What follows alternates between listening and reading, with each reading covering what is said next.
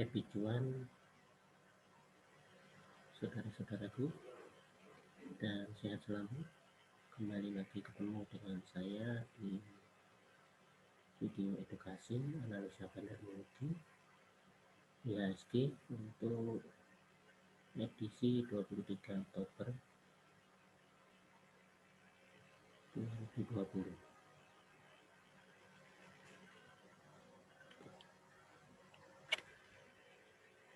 Baik, saya share screen terlebih dahulu.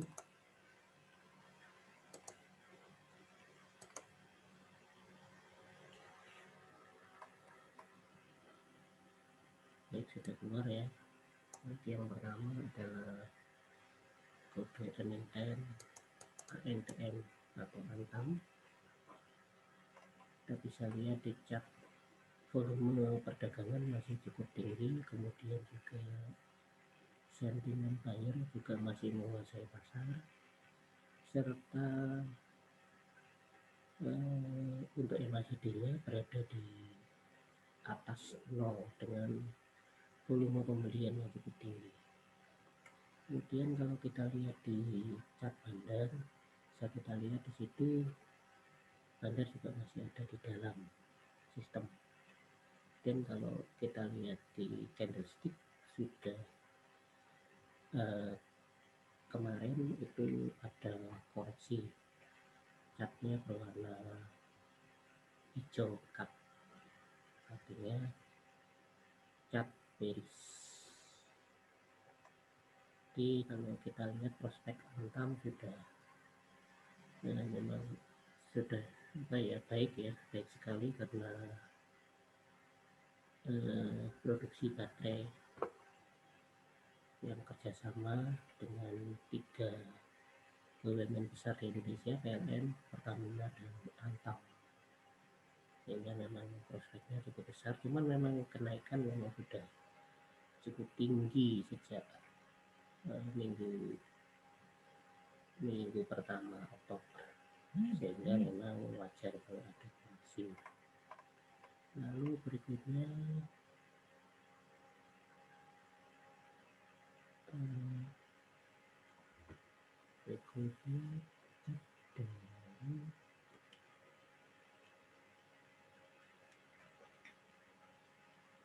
Indofood itu juga sudah ada sinyal buy, sentimennya juga sudah biru. Lalu MACD sudah mulai ada, belum golden cross tapi mulai golden cross, mendekati golden cross. Kemudian MACD masih berada di bawah, tapi ini sudah mulai berbalik untuk berada di atas. Lalu kalau kita lihat chart di situ bandar sudah mulai akumulasi. Kemudian kalau kita lihat di candlestick, candlesticknya sudah berwarna putih tapi tidak terlalu besar, jadi catnya bullish. Indofood juga salah satu prospek, salah satu saham yang prospek untuk customer good, karena produknya kita butuhkan sehari-hari. Kalau Indofood ini seperti produk Indomie yang mendunia dan Bogasari serta banyak produk yang lain. Kemudian Silo dengan kode Silo ini adalah salah satu rumah sakit ternama di Indonesia. Sengaja saya pilihkan yang emiten rumah sakit karena ada beberapa rumah sakit yang tiba-tiba itu sahamnya melonjak tajam. Siloam, kita bisa lihat Siloam di situ. Untuk sentimennya belum kelihatan. Kemudian kalau volume juga sudah mulai meningkat. Lalu kalau MACD-nya juga masih berada di atas 0, artinya volumenya belum pembelian. Cuman memang untuk chart candlesticknya ada koreksi. Lalu kalau kita lihat di chartnya, untuk bandar melakukan akumulasi tapi tidak dalam jumlah yang cukup banyak.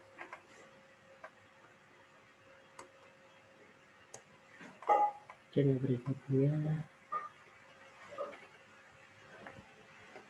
yang berikutnya adalah cepin, carung popan, atau ya, ini adalah emiten ayam, produksi ayam. Ini juga salah satu juga yang prospek. Dan cepin ini dari awal pandemi kemarin cukup bagus untuk bertahan sehingga harganya saat ini pun juga sudah tinggi. Kita bisa lihat kalau di bawah sentimennya berwarna biru, artinya buyer yang menguasai pasar. Kemudian volume tidak terlalu besar, lalu MACD-nya berada di atas garis 0. Kemudian kalau candlestick-nya juga tidak terlalu besar ya, ukuran badannya, bodinya tidak besar, jadi ada kenaikan tapi tidak banyak. Kemudian kalau kita lihat di chart bandar, di sana bandar melakukan akumulasi. Hanya kalau yang sudah masuk bisa di hold, tapi kalau yang belum masuk, wait and see. Lalu berikutnya untuk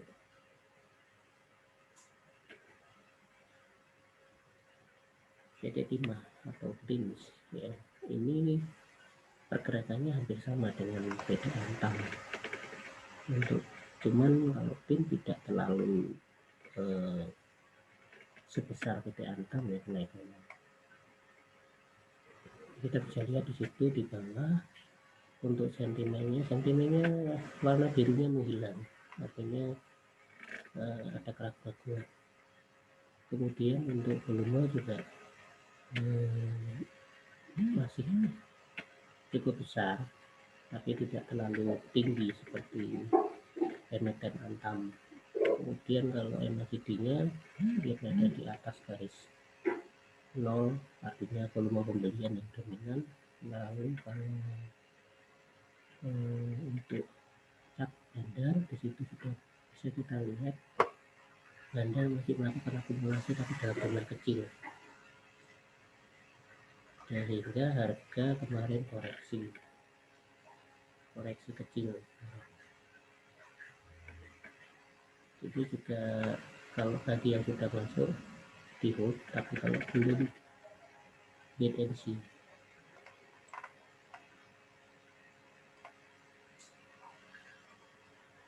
Kemudian yang berikutnya PT Pakuwon, emiten properti ya. Pakuwon ini pergerakannya memang kecil-kecil, tetapi selalu konsisten. Bisa lihat buyer masih menguasai pasar, kemudian juga volume perdagangan juga sudah mulai ada peningkatan. Lalu MACD ada di atas garis 0, artinya sudah volume pembelian yang dominan. Kemudian kalau chart candlestick ada kenaikan walaupun kecil tapi sudah bullish. Kemudian untuk chart bandar, di situ bandar melakukan akumulasi secara terus-menerus dalam jumlah yang tidak terlalu banyak juga. Kemudian lanjut ke berikutnya, PT Sido muncul, perusahaan farmasi yang bergerak di bidang obat tradisional yang kita ketahui bisa digunakan sebagai growth investment. Jadi perusahaannya prospeknya cerah. Kita bisa lihat di situ untuk sentimennya masih berwarna biru, artinya masih buyer yang menguasai pasar. Kemudian juga volume untuk kemarin meningkat cukup tinggi, lalu MACD-nya juga sudah berada di atas 0, sehingga karena volume perdagangan meningkat kemarin, chartnya, candlestick-nya sudah candlestick bullish, jadi ada kenaikan kemarin. Kemudian juga chart untuk bandar juga bandar melakukan akumulasi, sehingga situ bisa masuk.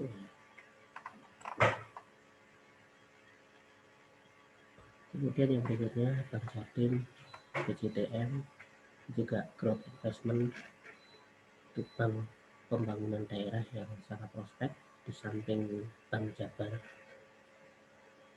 dengan dividen yang meningkat dari tahun ke tahun meningkat, dan laba perusahaan meningkat terus. Bisa kita lihat di sini sentimen buyer, jadi pasar masih dikuasai buyer. Kemudian kemarin ada peningkatan volume perdagangan, lalu MACD-nya juga berada di atas garis 0, sehingga kemarin ada chart bullish, jadi dengan warna putih. Kemudian kita lihat di situ untuk chart bandarnya juga menunjukkan bahwa bandar sudah melakukan akumulasi. Bank Jatim kalau sudah masuk bisa di-hold untuk jangka panjang. Kemudian lanjut ke berikutnya, SAME. SAME ini adalah rumah sakit, jadi rumah sakit yang kemarin mendapatkan pembahasan yang cukup viral di YouTube, sehingga saya bahas juga. SAME adalah pemilik Omni Hospital yang akan melakukan akuisisi terhadap perusahaan berbasis kesehatan juga, sehingga ada peningkatan yang cukup tinggi ya, untuk volume perdagangan cukup tinggi sekali, dan warnanya juga berwarna biru, artinya buyer sudah menguasai, sehingga kemudian MACD-nya juga sudah berada di atas 0, sehingga sampai kemarin ada peningkatan walaupun tidak terlalu besar. Tapi terlihat di situ bahwa investor atau bandar sudah masuk ke saham tersebut ya. Bisa kita lihat chartnya di sini, akumulasi dilakukan besar-besaran untuk saham tersebut, cuman harganya tidak naik, price-nya tidak naik secara signifikan. Untuk itu ditandai dengan candlestick yang bodinya juga kecil, lalu ada tailing yang di atasnya. Kemudian yang berikutnya Telkom. PT Telkom ini juga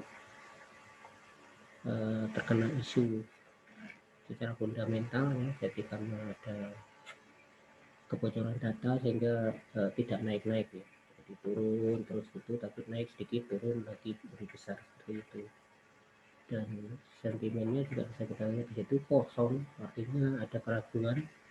Ini volume naik signifikan kemarin, jadi ada kenaikan harga walaupun tidak terlalu besar. Chartnya chart bullish. Kemudian kalau dilihat dari bandar, di sini bandarnya masih berada di sistem, tapi dia melakukan mempertahankan harga supaya tidak turun terlalu jauh.